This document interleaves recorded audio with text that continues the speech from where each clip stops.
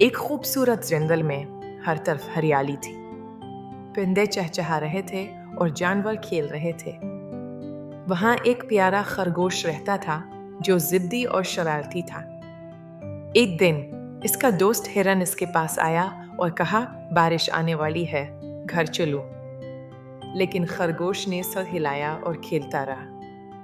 تھوڑی دیر بعد آسمان پر بادل چھا گئے، تیز ہوا چلنے لگی اور بارش شروع ہو گئی۔ ہرن اور دوسرے جانور تیزی سے اپنے گھروں کی طرف بھاگی۔ خرگوش اکیلا رہ گیا، وہ بھیگ گیا اور بارش میں کانپنے لگا۔ آخر کار وہ بیمار ہو کر اپنے گھر واپس آیا۔ اگلی صبح خرگوش کو اپنی غلطی کا احساس ہوا۔ ہرن مسکرایا اور اسے معاف کر دیا۔ خرگوش نے وعدہ کیا کہ وہ دوبارہ ضدی نہیں بنے گا۔ جنگل میں پھر سے دھوپ نکل آئی اور خرگوش اپنے دوستوں کے ساتھ کھیل رہا تھا۔ سبق: بڑوں اور دوستوں کی بات ماننی چاہیے۔